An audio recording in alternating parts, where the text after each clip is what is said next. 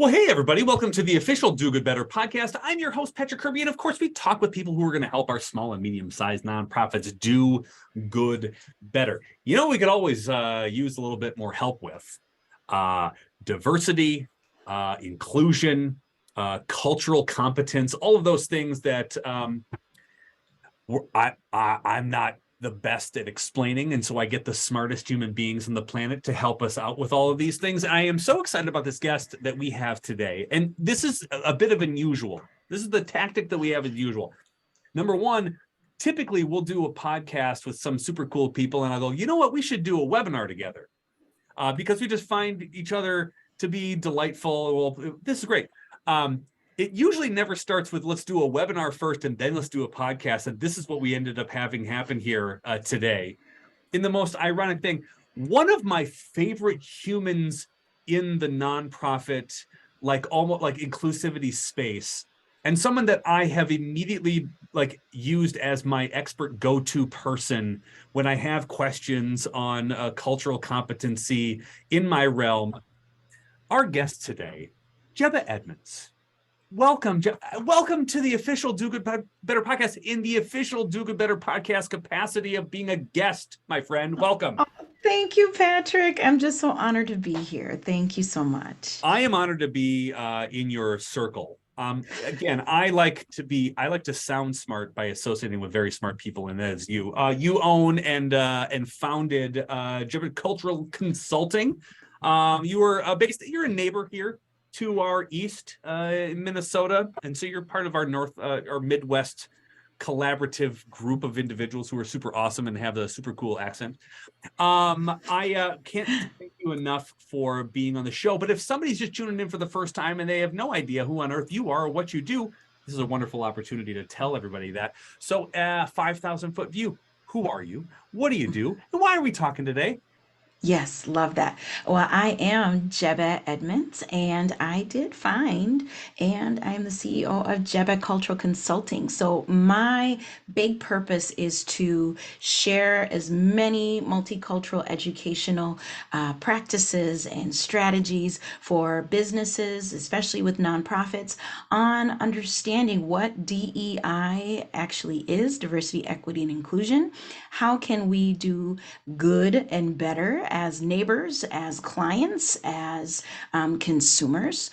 And also, I have it in a way where, because I'm an educator at heart, I've been an educator for 18 years in the school district, and now I'm doing this on my own 3 years in to have actionable, vetted resources that I have researched for clients and people to just do better. Because me, in my lived experience as a proud Liberian American woman who grew up in Minnesota for over 30 years, I've been that neighbor, I've been that student, I've been that parent, and I've also been that friend who has encountered things that cause me harm. And a lot of that happens when people don't know what they don't know. But then when you do tell them, I give them strategies how you believe that person the first time and how you can make that positive change for the better. So it's educator for a number of years, and then you make this leap into I'm going to teach everybody about this. Was there a moment that you said, you know what, I love teaching, but I could probably do this on this own? Or was there a moment where you said, I need to get out of this sort of particular educating a certain amount of kids in a room at a certain amount of time framework in order to do this massive outreach? What was the trigger for that? Oh, good question, Patrick. There's been lots of signs, growing up about sharing my story and lived experiences with as many people as I can. Being Liberian, we've been storytellers, and I used to just observe and absorb, all the stories my parents taught me about life back home in Liberia. And, first day of school, teaching teachers how to pronounce my name correctly. I kind of joke saying I've always been a cultural consultant, So to me, there's been little signs, but what really was that pinnacle moment was the pandemic and going on this, our walks. My husband and I, we love to walk in our neighborhood. And I just told him, I said, I love teaching kids, but I feel like my purpose is to teach the human workforce. I'm teaching teachers how to be more culturally appropriate in their classrooms with this business, and I'm also teaching these students future employers.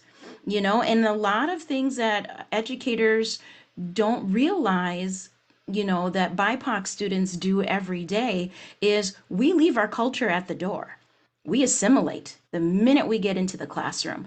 And me as a student, predominantly, predominantly white community, we had to leave that at the door, and so that was the change in my mindset of I need to teach more than just my students in my four walls. I need to teach more than just my colleagues in my school building. I need to do this as much as I can to spread this out so I can, you know, help the little Jebehs in the classroom and help the little, the grown Jebehs that just graduated from college with their first job. I need to touch point every potential employer, every potential teacher as I can. And by spreading this message, is the best way I can do it. Well, and it's interesting, and I love that we're talking because you work with businesses and nonprofits alike, right? I mean, you're Yes. you're sort of as diverse of a client list as the diverse of you. Oh boy, Yes, definitely. that's a boy. If you want a dad joke it right out of the bat, that's terrible. Um, but what I love about this conversation within the nonprofit space is that I think the nonprofit industry is the prime workforce area in which to really not only embrace DEI on what it should be, but the Hmm. practical uses of it, and then like practically doing it within your programs and services. So I mean, this is the place to do a lot of this work. Do you find that it's different teaching and coaching and consulting within the nonprofit realm as it is the for-profits? Hmm. I don't want to accuse the for-profits of having like, all right, well, we have a checkbox of things we need to bring in today, and one of them is DEI. But I feel like the nonprofit realm is the one that would take these pieces and go, okay, how do we actually do a lot of this groundbreaking work? And maybe it's less of how your opinions on Yes. working with both, because I know you do. Oh, yes. Yeah, I've worked with both. What I've noticed with the nonprofit sector has been, yes, give me the tools, let's get to work. But the thing is that trips up our nonprofit sector spaces is the overwhelm is Mhm. really big. And they also need more help and guidance of scenarios Oh, just in case of how to be more proactive. When I have encountered or hired through with nonprofits, it's been usually a reactive type approach. Something might have happened no, in their office. I not know, in our right? sector. Goodness gracious. No. So that's something I've observed in the 3 years I've been doing this work on my own. But what I really do appreciate with the nonprofit is the recognition that work has to be done. Not saying that for my for-profit crew that I've worked with, that crew that I've worked with specifically, they've really like, they're motivated, they want to get stuff done. But what I have noticed about the nonprofit folks is we know stuff needs to get done and we need to do it now. There's the nonprofit, I feel like they are the walk, not just for, oh, we're just appeasing our shareholders or just, getting our stakeholders on board, which a lot of them are, but they recognize that, yeah, Jeb, we need to do this. We need to do it yesterday. And what can you do to help? And I really love that. I love that motivation.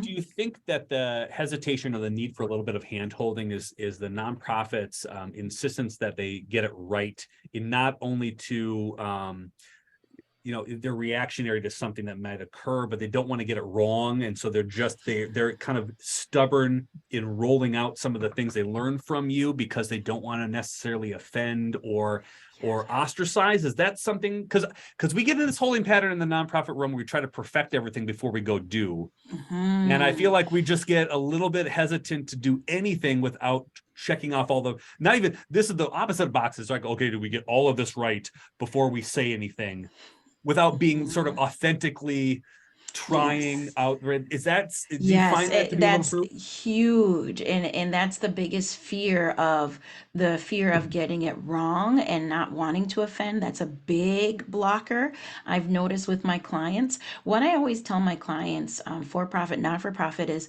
you just got to get comfortable with being uncomfortable. You're gonna step in it. That's what I say. You're gonna step in some stuff, and you need to give yourself the grace of knowing you are in this human experience. You're not going to get it right the first time, but you need to practice. I feel like a lot of us, when I give them the tools and the framework, if they don't put it into practice, if they don't talk it out, if they don't have the norms in place, then when something does address and come about, they are like, the deer with the headlights, like, oh my gosh, where's the paper that she gave us? What are we going to do? It's like, no, you need to practice. You need to have these conversations more than just, like you said, a one and done check the box thing. I feel like in the nonprofit space, there's so much at stake than the for profit. They're one click, they're one, TikTok away from shutting the whole organization down. So I understand that, hesitancy of wanting to get everything perfect. But what I say as a BIPOC person is just show me you're trying. Just show me that, in your policy, you're doing it. And if there is a slip up, please know that I will receive that to be, yes, we need to do better. And I will use my power to help us correct that. So for that, showing me that you are a work in progress speaks way more volumes than just saying, we're trying, but we don't know. Maybe that'll be our initiative in the next quarter. So that kind of stuff, I really have to stress. You need to show that you're trying and I making that effort. I almost feel like the authenticity of getting it right and perfect the first time doesn't allow you to get dirty and really mess up and Mm-mm. realize that it's not easy. It's And not easy. I think that's what, and it's weird to tell a nonprofit like you're gonna screw up a lot. It's gonna be gross. You're gonna feel yucky about everything we come to the conclusion with. And because I mean, from personal experience, geez, I lived in grew up in cake eater country in South Minneapolis, for God's sakes. I mean, my diversity was like, okay, well, I go to high school and hey, that's pretty interesting. There's other people different than me. I mean, my sister's adopted from South Korea. That kind of Mm-hmm. helps. It gives some, Mm-hmm. but other than that, like that's the bit. And so when you Mm-hmm. realize that you are, this idea of privilege and this idea of you are definitely at an advantage from anyone in the sort of BIPOC community, and then you have to talk that out, and Yes. you have to confront a lot of that stuff. Holy hell, is Yes. that a scary Mm-hmm. proposition? And it's Yeah. not, and we try to escape this comfortability, but I almost think it's an out if you don't go through that mud. Yes, you have to disrupt your own thinking, your own biases, your own learning of what was Right. fed to you. And I Mhm. feel like, Patrick, when people have to self-reflect and dig into that ugly, that mucky stuff, that, oh, we only had like 5 black kids at our high school, Jeb. You were nice.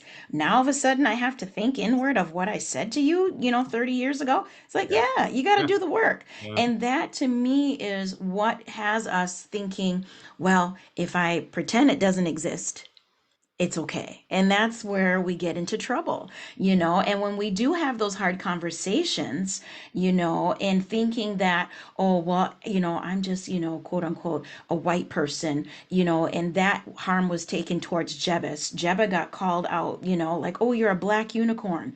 You Mhm. don't say that to somebody, but then you heard it too in that meeting and you didn't say anything, but you texted me and said, "Oh, I can't believe that person said that."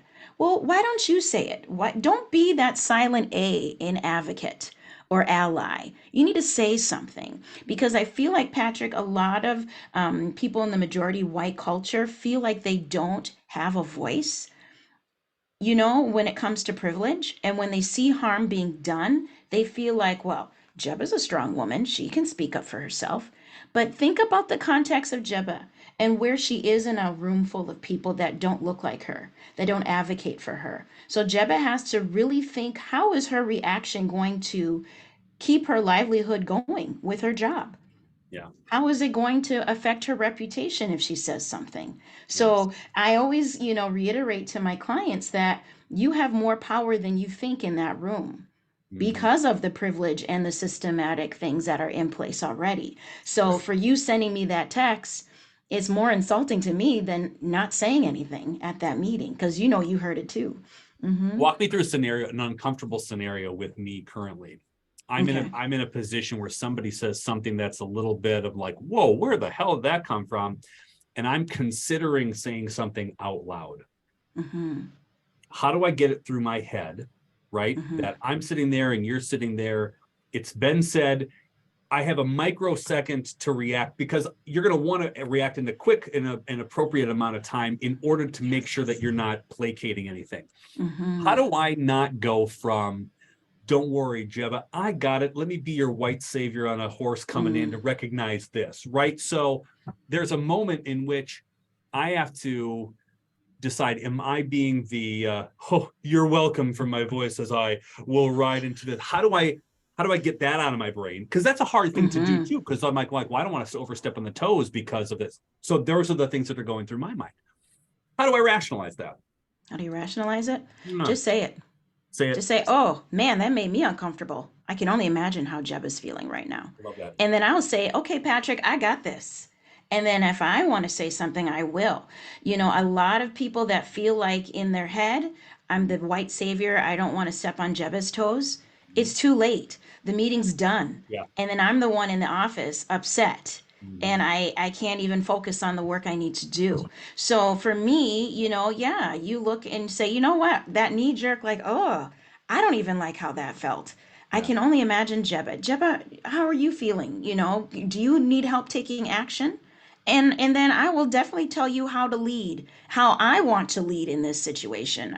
You know, excuse when I say, yeah, I've got this, Patrick. Thank you for your help. Thank you for saying something. Because honestly, Patrick, the person who said it has said it multiple times. This is not just a random, oh my gosh, I saw something on Oops. TV. Yeah, this is something that Right. happens all the time where, you know, the same group of people are hearing the same little jokes, hearing da da da da da, you know, and that's when you feel like, oh, Jebba can handle it. Yeah, I can handle it. But I also need other people in the room to also not tolerate that behavior as well. Right. Mm-hmm.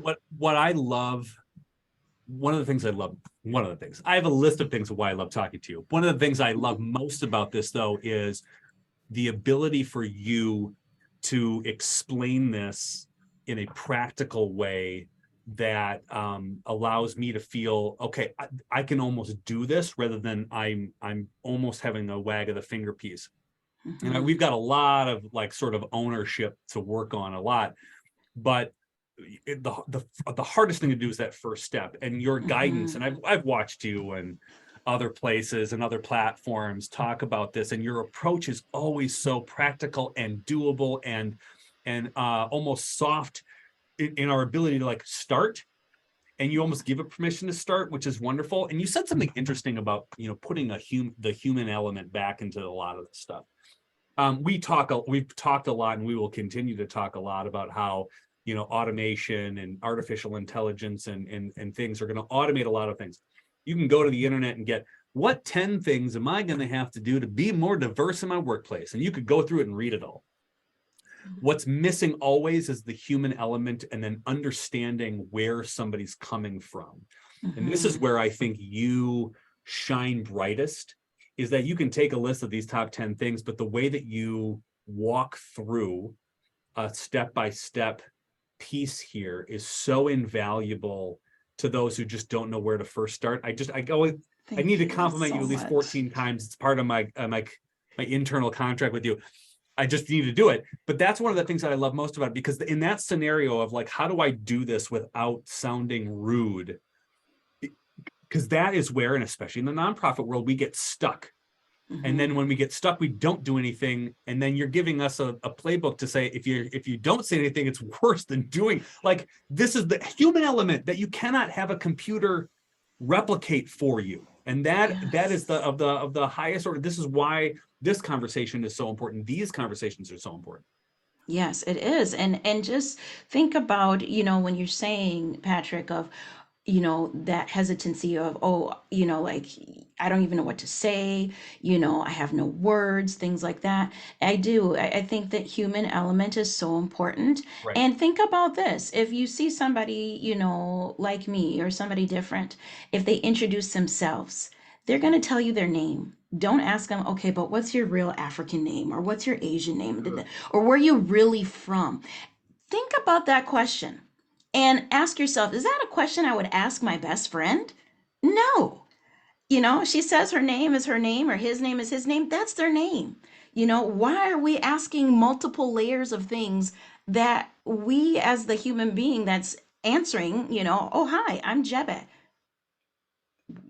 Is that your real name? Seriously? You see, that's something where that response I give you will be a whole lot different than going, oh, what a unique name. Can you explain, the origin of where that name comes from? Oh, yeah. And that opens up the conversation. I always say when somebody shares something about themselves, take it the first way, the first face value that you say. If I say I grew up in, Coon Rapids, Minnesota, shout out to Coon Rapids, I did. You can't just look at me and go, but no, seriously, where are you really from? I will disclose where I'm really from by the relationship I have with you already.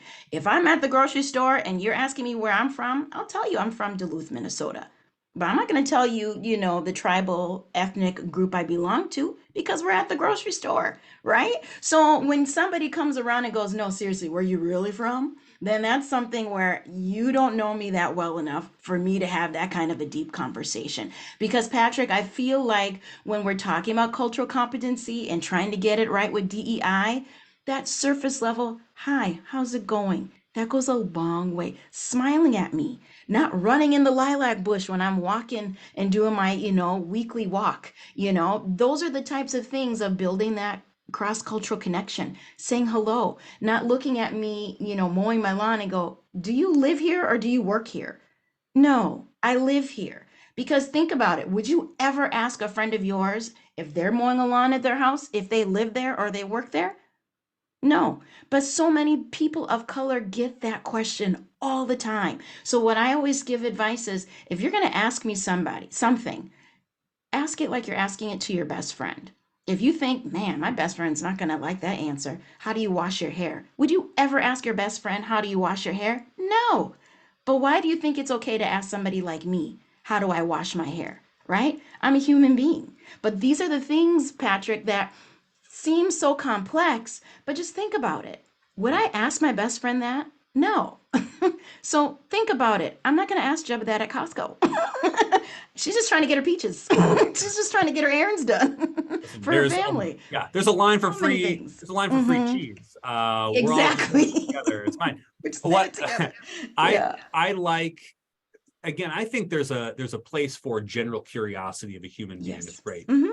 Use some GD common sense and just Hmm. some self-awareness. That's a good first step. And then again, you've given such wonderful parameters to do that. And I want to kind of continue that as a thing. And again, I'm going to steal this from a former thing in which I have watched you do this, but I think our audience is so yeah.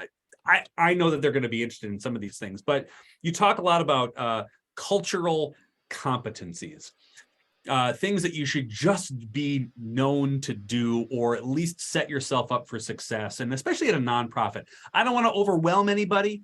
So maybe we just start with the number of 3, and then everybody else can immediately go over to all of your contact information, which they will go to at jebahedmunds.com. We'll link all of those things in the Yes. Yeah. in our things. But maybe let's just start with 3, because Okay. maybe we'll start. I'm sure we could do 5. Let's start with 3. 3. 3 Hmm. ways we can just start, you know, or have a strategy for cultural competency at your nonprofit. Can we just, Got it. is that a Yes. thing? All right. Big time. So Not my three overwhelming enough. were, Yeah. I know, right? My three big components for that would be engage, evaluate, collaborate, especially in this nonprofit space. Yeah. Engage. When you are encountering BIPOC clients coming into your space, engage. Get as much feedback as you can.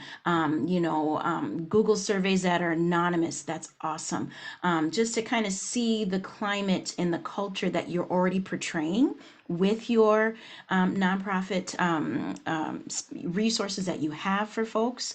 And that could be even just past clients or, potential clients that you want to collaborate with in the future. Those are the things that can help to bring that outreach from your community in, because you are serving your community. So what best to get the pulse of your community by engaging in that community. So that is really important. I think Evaluate. just to follow with that Yes. too, and again, I think as a nonprofit, engaging in a community or engaging in a group of individuals who you don't know what the answers are going to be is terrifying. Yes. And Let's just acknowledge that we don't know what they're going to say or what groups are going to do that. But what have you ever grown from as an organization that hasn't been kind of gross and yucky and scary? And finding out exactly. some of those answers in this sort of way and engaging them is going to make you a better organization in the long run. So again, like a Band-Aid of like, I don't know what's going to happen here, but we're going to rip it off and see, is a way better approach, I think. And I love this engagement strategy, which is like, and now you're going to know rather than assume. And I believe Yes. that we talked about this earlier. Stop assuming and just asking the right questions in the first place. I love it. Yes, go Exactly. on. All Yes. right. So Engage. And then, yes, evaluate. Then, once you have your findings, evaluate it. Go back. That can help you come up with your diversity, equity, and inclusion statements and your policies. And then, always, like I said, that's a living document. It can change. You can go back to it and revise it and revamp it. And I feel like your own self evaluation, there's so many resources out there to understand your own implicit biases, your own unconscious bias towards cultural groups that you're encountering with. And there's a really great project, Harvard Implicit. I'll put in also in your show notes too, Patrick. It's a free test I give to all my clients. It takes less than 15 minutes. And you can really have that self reflective tool to say, wow, I really do have more blind spots than I thought I had. So that evaluation piece is so important well, the to do this evaluation work. piece, what I love about the evaluation piece too, is that, and again, I love the permission you gave. This doesn't have to be a one-time thing and that's all you do. Mm-mm. This can grow as a living document. Well, what a wonderful thing to showcase to the communities that you're serving, is showing the growth of the place you started and the place you ended up with, or will continue to end up with. Like, hey, we learned a lot about ourselves as an organization. Here's what we changed.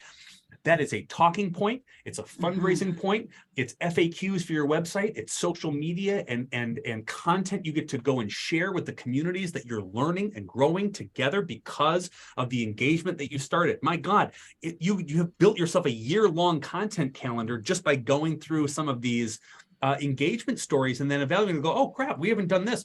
What did you do to change? And all of a sudden you get to do this, and now go back out to the community and say, I'll show you what we did that was great. Yes. And that, It's perfect. yeah, and that action will speak volumes, because Mhm. so much of us in the BIPOC community is so frustrated because it's performative in some Oh, spaces, yes, and there's little incremental changes, and we know change takes time. of But course. if you're not showing me that you're even trying, I'm not going to patronize at your place of, your organization, because I know you're not trying. So the last piece is collaborate with other nonprofits, preferably around your size, and preferably maybe around the clientele that you are serving, to help bounce back ideas of what worked, what didn't work, and kind of model with each other and practice those scenarios that could happen, and practice the scenarios that will happen in a positive way. Much of us in this nonprofit space is more reactive, or, oh my gosh, what are we going to do to keep the lights on? But you really have to practice that welcoming environment, because there's so many on the other side that utilize your services that don't look like you, think like you, speak like you, act like you. So what better way of collaborating with these groups of people than getting them involved as well, and having their voice be heard and validated as well? That's My so favorite, important. my favorite part about this too is you get to involve organizations that you love or might not know, or who know about this stuff better than you. Yes. When you're hiring somebody, you're always trying to fill a gap of like, I don't know this, so I'm going to hire it out. or we have a gap in sort of talent, so we're going to go grab somebody's talent. That's the exact same thing you're doing, except you're doing it for a process and TEI, and you're being culturally competent by it. So bring along the ones who are doing it better than you. Bring along the ones who have no idea what the hell this is. Bring along groups who are curious to see who's taking the lead in your community, and then of course you get to brag again, not only about how far you've come, but then who you brought along with. Yes, that collaboration is key. And that way they can see the other organizations that you're working with that are doing the same work together. And I think that speaks volumes even more too, because you're not just in it on your own. Because I feel like with DEI work and cultural competency, it's not a silo thing. You have to work together in order to make positive change. I feel like, so many of us BIPOC individuals have carried this burden for so long. And, Jebeh, it's Black History Month. What do you have for us? And I'm sitting here Well, going, what do you have for us? What tools are you using? I know what I'm using, and I would love to collaborate with you, but I'm not the only one carrying the burden for all of us. We all need to do this together to make this work. So, yeah, I think this can really grow in a positive, organic way if you are engaged, if you evaluate your work as you're going through the process, and as also when you collaborate with others too to do this work. I love this as a framework. It's so easy to do and it's so simple. And then the benefits, not only you're going to be a better, a culturally competent organization, but you've got content galore and you get to engage those that have not been engaged with. And by the way, if you are writing off an entire group of individuals because you don't think they have a good fit or they don't think they'd be interested in fundraising, I'll remind you of something that I was reminded of when I was an executive director and I was running organizations. Was how dare you assume that they don't want to support you? But you'll never know if you want to ask, and you'll never know if they are interested unless you engage in the first place. So I just absolutely love all this. By the way, Yes. for listeners out there, number one, thank you, Joe. This is great. I just could talk with you all day about this. This is Oh, wonderful. me too. I love this stuff. So that's number one. Number two, if you're interested in continuing this conversation, Jebah is going to be so kind as to hop into Do Good University and giving a private sort of guest expert training on 5 ways to develop inclusivity at your nonprofit. If that sounds interesting to you, by the way, click on Do Good University, get on the waiting list and get signed up, because this is one of the things that we love about this podcast is every one of these brilliant guest experts like Jebah are going to come in, not only do something for you, but then get even more awesome inside Do Good University. There's going to be a downloadable thing. There's going to be some awesome stuff. And then again, there to answer questions going forward. How do we get a hold of you? There's going to be people all over the place who are just going to love this and they want more of you, way less of me. How do they go private? How do they get into into your world? Where do they go? How do they get a hold of you? And how can you help? Yes, thank you so much, Patrick. Yes, you can go straight to my website, jebahedmunds.com. I have a contact tab that you can reach out to me personally if you would like your organization to do some more cultural competency training in. Also, there is a Cultural Connections newsletter that I also have going on, so you can follow up with new strategies that I push out every week. I have a podcast, the Cultural Curriculum Chat with Jebeh Edmunds, as well as my YouTube channel, Mrs. Edmunds Cultural Corner. So I talk and dive deep into more inclusive strategies at work, at home with your students, as well as books and reviews that work really well with best practice in this space. I can vouch that the content that Jebah creates is so good and it's so accessible and it's so fun to kind of comb through, because you're going to learn something out of every single thing that she pushes out. It's great. Seriously, you're Oh my gosh, one of my thank you favorite so humans. much. Yeah, I know you and I talk a lot and sort of have these moments, but I'm so grateful for you to be on the podcast. We're going to dump all of those links in the show notes, so make sure you click in there after you listen to this podcast. And by the way, if you haven't subscribed to this podcast, if you haven't given a review on this podcast, how dare you? This is the type of high quality individuals who come onto this show, and we're grateful for you. So great. By the way, stick around everybody else who's listening, first of all, click on your Do Good University link, go there, and then get access into this thing so we can go hang out together more with Jebah, who's going to give us a guest expert training as well. Thank you, not only for your time, but your just brilliance and your perspective and your ability to tell this story and sort of help navigate these really, really muddy waters with such with such ease, or a lot easier than it can be if we're just scrounging around on our own with no idea on how to start. You do it brilliantly. Thank you so much for being a guest today. Thank you so much, Patrick, for having me. Oh, thank you so much. We'll see you behind the doors at Do Good University. And from all of us here at the official Do Good Better podcast, thanks for stopping by. We hope you keep listening and keep thinking. It's great. I love it. Thanks for being on the show. We'll talk to you soon. See you next time.